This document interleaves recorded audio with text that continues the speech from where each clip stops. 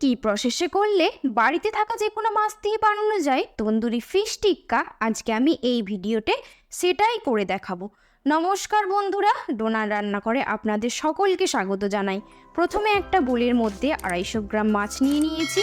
তার মধ্যে 1 চামচ লবণ, 1 চামচ ভিনিগার, 2 চামচ আদা রসুন কাঁচা লঙ্কা বাটা দিয়ে ভালোভাবে মাখিয়ে নিয়ে 10 মিনিটের জন্য ম্যারিনেট করতে রেখে দেব।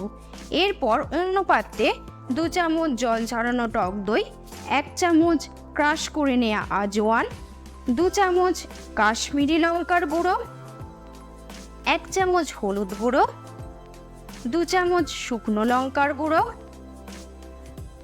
1 চামচ ধনে জিরে গুঁড়ো, 1 চামচ গরম মশলা, 1 চামচ মরিচ গুঁড়ো, 1 চামচ কস্তুরি মেথি, 2 চামচ বেসন, 1 চামচ চাট মশলা, 1 চামচ সর্ষের তেল দিয়ে ভালোভাবে মেখে নিয়ে ম্যারিনেট করে রাখা মাছের মধ্যে এই মশলাটা দিয়ে ভালোভাবে মাখিয়ে নেব। মশলাটা যেন মাছের মধ্যে খুব ভালোভাবে লেগে থাকে। এরপর আবার কিছুক্ষণের জন্য ঢাকা দিয়ে রেখে দেব।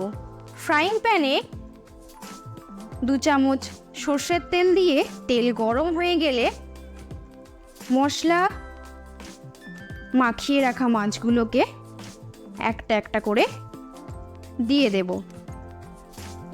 এই সময়ে গ্যাসের ফ্লেম কিন্তু মিডিয়াম টু হাইতে রাখতে হবে। এইভাবে প্রত্যেকটা মাছ আমরা দিয়ে দেব।